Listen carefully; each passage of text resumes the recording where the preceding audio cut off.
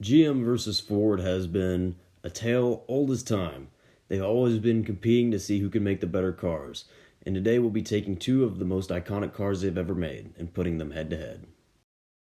Ford Mustang and the Chevrolet Camaro. Ford Mustang is maybe one of the most iconic cars ever made, and when it was first launched in 1964, it is probably one of the cars that changed history. There's a good chance you actually know somebody who owns a Mustang. I'm actually a Mustang owner myself, and I gotta say, it's probably my favorite car ever made. Powering the Ford Mustang is a 5-liter V8. This V8 is known for being extremely powerful. This is why the Mustang is loved amongst the car community, because you can build pretty much whatever you want out of it. With the large aftermarket support, you can pretty much make your Mustang however you want. While there is tremendous potential for Mustangs, we're going to be looking at its power right off the factory line, not necessarily what you can do to it aftermarket.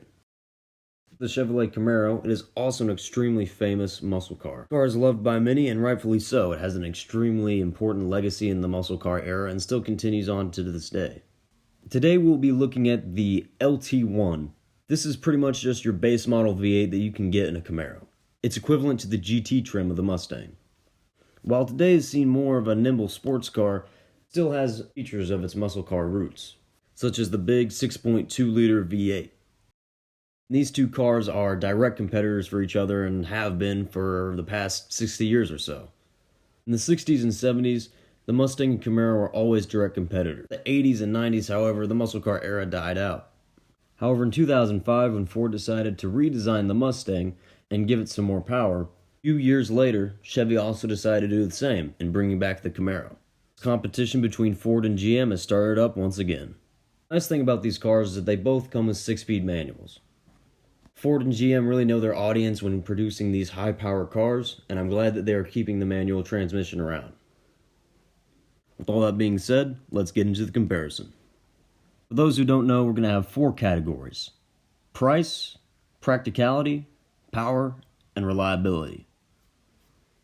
All these categories are pretty self-explanatory, so I'm just going to go ahead and hop right into the comparison.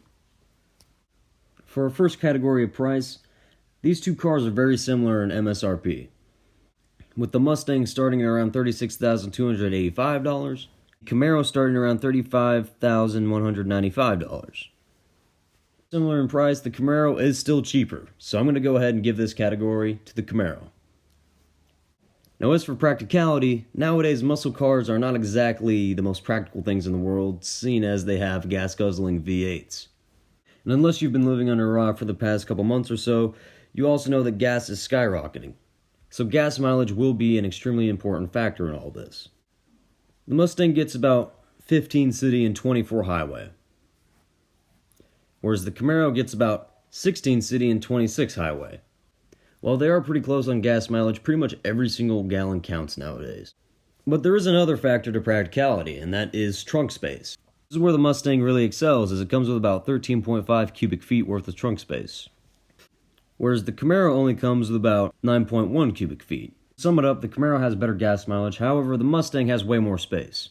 I'm actually going to go ahead and call this category a tie. While you may not be using your Mustang or Camaro as a grocery getter, you will need to put stuff in your trunk from time to time, and the Mustang does have better space. However, overall, the Camaro gets better gas mileage. Moving on to the category of power. We're going to be considering a few different things in this category, mainly a 0 to 60 time and also horsepower, along with torque, of course. As I said earlier, the Mustang comes with a 5-liter Coyote TI VCT V8. This engine makes about 450 horsepower at around 7,000 RPM, 10 pound-feet of torque at 4,600 RPM. The Mustang also does 0 to 60 in an impressive 4 seconds. As for the Camaro, also as I explained earlier, it comes with the LT1 6.2-liter V8 engine, which makes 455 horsepower at 6,000 RPM and 455 pound-feet of torque at 4,400 RPM. While it has a little bit more power, it actually does 0 to 60 in 4.2 seconds. That being said, you're not really going to feel that extra 5 horsepower whenever you're driving, which is why, again, I'm going to go ahead and call this category a tie. The power figures are extremely similar to the point where you may not even notice a difference. While the Mustang does have a better 0 to 60, the Camaro also puts out a little bit more torque. You pretty much use the power in these two cars for two different things.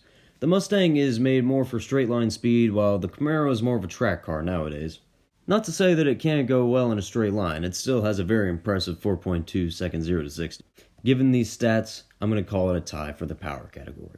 For reliability, however, this is where the Camaro may have a downfall. Camaros, and really GM in general, is kind of known for not having the most reliable cars, which is proven when you take into consideration the fact that Camaros have a lot of recalls, whereas the Ford Mustang is usually pretty reliable and can actually withstand pretty high mileage, which is why I'm going to decide to give this category to Ford.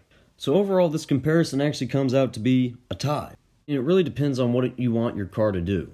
Either one of these cars is going to be a great purchase, and you also get to say that you have an American muscle car. As a Mustang owner myself, I still think I'd buy a Mustang, mainly because I just like that engine. I like the fact that you can mod it extremely well. And while I'm not an incredible fan of the S550 design, it's not a bad looking car by any means.